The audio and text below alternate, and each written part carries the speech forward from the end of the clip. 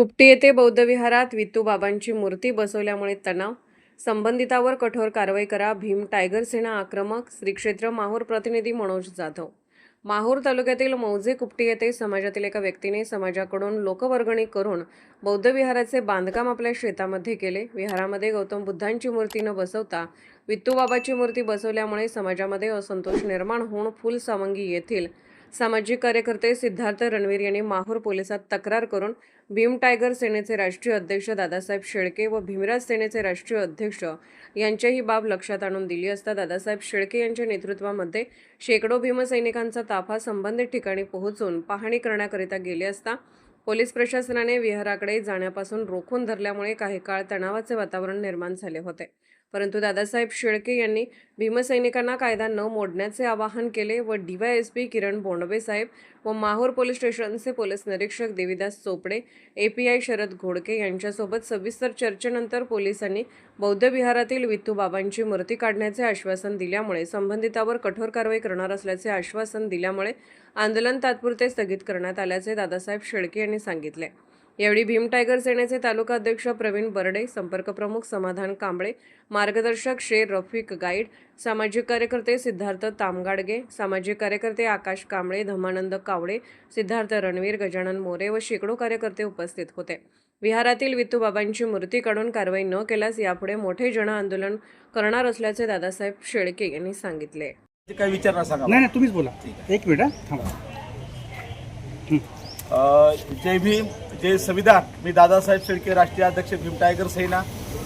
आज कुपटी तालुका माहूर या ठिकाणी भीमराज सेनेचे राष्ट्रीय अध्यक्ष राजूभाऊ घाटे आणि माझ्या नेतृत्वात आपल्या माहूर तालुका व आजूबाजूच्या परिसरातील सर्व आंबेडकरी कार्यकर्ते, सर्व बौद्ध उपासक उपासिका या सर्वांच्या वतीने कुपटी या ठिकाणी बौद्ध विहारामध्ये विठ्ठोबा नावाच्या एका महाराजाची त्या ठिकाणी मूर्ती बसवली. त्यामुळे बौद्ध धर्मियाच्या भावना दुखावल्या आहेत. त्या निश्चितच एक आंदोलन केलेलं आहे.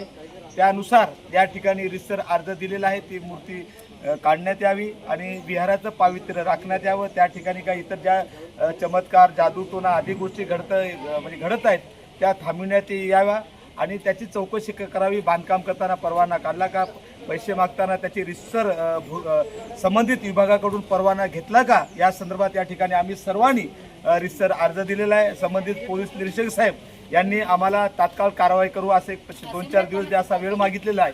आमचा कायद्यावर विश्वास आहे. त्या ठिकाणी बौद्ध विहारामध्ये जी विटंबना होत आहे ती तात्काळ थांबविण्यात जर नाही आली आणि आमच्या रितसर दिलेल्या तक्रारी अर्जानुसार कारवाई जर नाही झाली तर माहूर तालुक्यातील आणि नांदेड जिल्ह्यातील आजूबाजूतील परिसरातील विदर्भातील सर्व भीमसैनिकांना, सर्व बौद्ध उपासकांना घेऊन त्या ठिकाणी भव्य असा मोर्चा नेण्यात येईल. अशा पद्धतीने या ठिकाणी आज आमचा शेवट झालेला आहे. आमचं आंदोलन यशस्वी झालेलं आहे. आम्ही त्या ठिकाणी सर्व आंदोलक जाऊन त्या ठिकाणी परिस्थितीची पाहणी केलेली आहे. या ठिकाणी PI साहेबांशी, DY साहेबांशी सविस्तर चर्चा झालेली आहे आणि आमचा कायद्यावर विश्वास आहे की 100% आमच्या अर्जानुसार कारवाई होईल आणि नाही झालं तर या ठिकाणी हजारोंचा भव्य मोर्चा निघणार आहे. एवढे या ठिकाणी सांगतो, थांबतो.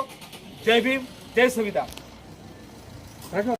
12 मे रोजी कुपटी या ठिकाणी ज्या ठिकाणी बुद्ध विहाराची प्रतिकृती बनवून त्यामध्ये विठ्ठोबा नामक बौद्ध महाराजाला त्याची मूर्ती ठेवण्यात आली, त्याचा निषेध करण्यासाठी आदरणीय दादासाहेब शेळकेजी, भीम टायगर सेनेचे राष्ट्रीय अध्यक्ष आणि मी, त्याचप्रमाणे आमचे इथले सहकारी सगळ्यांनी मिळून एक मोर्चा काढला आणि त्या मोर्चा अत्यंत भव्य स्वरूपात या ठिकाणी घेऊन आलो आणि मोर्चामध्ये आमच्या ज्या काही मागण्या होत्या त्या मागण्या पोलीस पूर्ण करतील असं त्यांनी आम्हाला आश्वासन दिलेलं आहे. जर का 4-5 दिवसामध्ये ह्या मागण्या पूर्ण नाही झाला तर महाराष्ट्रातील तमाम भीमसैनिकांना घेऊन आदरणीय दादाभाऊ शेळके यांच्या नेतृत्वाखाली एक भव्य मोर्चा काढण्यात येईल.